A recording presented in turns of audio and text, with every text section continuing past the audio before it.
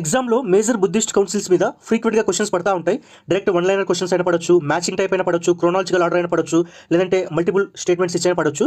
వాడు ఎగ్జామ్లో ప్లేస్ అయినా అడగొచ్చు, లేదా ఇయర్ అయినా అడగొచ్చు, లేదా రూలర్ అయినా అడగొచ్చు, లేదా ప్రెసిడెంట్ అయినా అడగొచ్చు, లేదా ఆ రూలర్ ఏ డైనాస్టిక్ సంబంధించిన అయినా అడగొచ్చు. ఇలా multiple types of questions possible ఉంటాయి. ఎలా గుర్తుపెట్టుకోవాలో నేను చిన్న ట్రిక్ చెప్తాను చూడండి. చిన్న స్టోరీ గుర్తుపెట్టుకోండి, ఆ స్టోరీ తోటి మొత్తం రికాల్ అయిపోతుంది.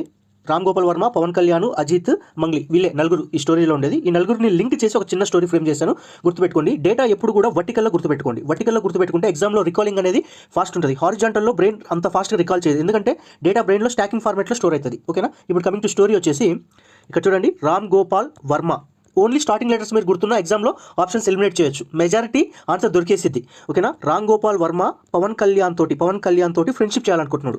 రామ్ గోపాల్ వర్మ పవన్ కళ్యాణ్తో ఫ్రెండ్షిప్ చేయాలనుకుంటున్నాడు. బట్ అది సాధ్యం కాదు, ఎందుకంటే మనోడు చాలా నెగిటివ్ మాటలు అన్నాడు కాబట్టి. సో అజిత్ని కలిసి మనోడు ఏమైనా హెల్ప్ తీసుకుందాం అనుకున్నాడు. బట్ అజిత్ లేడు అక్కడ. ఎక్కడ ఉన్నాడు అజిత్? అశోకవనంలో ఉన్నాడు. రామ్ గోపాల్ వర్మ అశోకవనంకి వెళ్ళి కలిశాడు. ఓన్లీ స్టార్టింగ్స్ మాత్రమే గుర్తుపెట్టుకోండి, ఎగ్జామ్లో ఆన్సర్స్ ఈజీగా రికాల్ అవుతాయి. సో అజిత్ ఏం చెప్పాడంటే, ఒక పెద్ద మహాసభ ఏర్పాటు చేస్తాను, అక్కడ మంగ్లీ కూడా వచ్చి పాటలు పాడుతుంది, అక్కడికి వచ్చాయి, నేను సెట్ చేస్తా, మీ ఫ్రెండ్షిప్ సెట్ చేస్తా అంటున్నాడు. మళ్ళీ చెప్తున్నా చూడండి. రామ్ గోపాల్ వర్మ పవన్ కళ్యాణ్ తోటి ఫ్రెండ్షిప్ చేయాలనుకుంటున్నాడు. కాకపోతే పవన్ కళ్యాణ్కి రామ్ గోపాల్ వర్మకు పడదు కాబట్టి మనోడు అజిత్ సహాయం తీసుకొని అజిత్ని కలవాలనుకున్నాడు. అజిత్ని కలిసి సహాయం తీసుకుందాం అనుకున్నాడు. బట్ అజిత్ అక్కడ లేడు, అశోకవనంలో ఉన్నాడు. అశోకవనంలోకి వెళ్ళి కలిశాడనమాట రామ్ గోపాల్ వర్మ.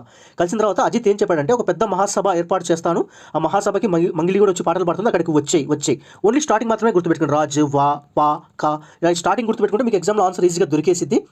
కమింగ్ టు ఇక్కడ చూడండి. ఇంకేముందంటే ఇక్కడ చూడు. కాల అశోక్ ఏ డైనాస్టీకి సంబంధించింది? కాల అంటే కాల నాగుపాము, కాల సర్పం అంటారు కదా, నాగా, కాల శిశునాగ డైనాస్టీ, అశోక మౌర్యను, కాక గుర్తుంది, కాక రెండు కూడా కాతోనే స్టార్ట్ అవుతుంది. సో ఈ మూడు గుర్తుపెట్టుకున్నప్పుడు ఇది గుర్తుపెట్టుకోవాల్సిన అవసరం లేదు. అజాతశత్రు, హార్యాంక డైనాస్టీ అని. సిమిలర్ ఇక్కడ గ్యాప్ చూడండి, ఫస్ట్కి సెకండ్కి సేమ్ 100 years గ్యాప్ ఉంది. 483, 383 అండ్ థర్డ్ కంటే 2-5 డిఫరెన్స్ ఎంత? 2కి 5కి డిఫరెన్స్ 3. సో ఇది గుర్తుపెట్టుకోవాల్సిన అవసరం లేదు. మూడు గుర్తుపెట్టుకున్నప్పుడు నాలుగోది ఆటోమేటిక్గా ఆప్షన్ ఎలిమినేట్ చేయొచ్చు. అండ్ మోడల్ క్వశ్చన్స్ ఎలా ఉంటాయో చూడండి. Who was the ruler during the third Buddhist council held in 250 BC? చూసుకోండి జస్ట్ మోడల్ క్వశ్చన్స్ ఎట్లాగో. Arrange the venues of Buddhist council in chronological order. Ram Gopal Varma Pavan కళ్యాణ్తో ఫ్రెండ్షిప్ చేయాలనుకుంటున్నాడు. Next, which of the following statements is correct regarding the fourth Buddhist council? మీకు చూస్తే అర్థమైపోతుంది questions ఎలా వస్తాయి. Next, the president సభాకమ్ is associated with which Buddhist council? చూడండి, ఇట్లా మీకు రూలర్ ఒక సైడ్ ఇచ్చి డైనాస్టింగ్ ఒక సైడ్ ఇచ్చి వాటిని మ్యాచింగ్ చేయమని అడుగుతాడు ఎగ్జామ్లో. Next, fourth Buddhist council Kundalvan Kashmir, అది ఎవరు ప్రెసైడ్ చేశారు? నెక్స్ట్ చూడండి, which of the following fates represents the correct year and place of second Buddhist council? Where is the third Buddhist council held? తర్వాత ఇలాగ కౌన్సిల్ ప్రెసిడెంట్ ఇచ్చి మ్యాచింగ్ అడగొచ్చు. So ruler pattern is first Buddhist council. ఇలా question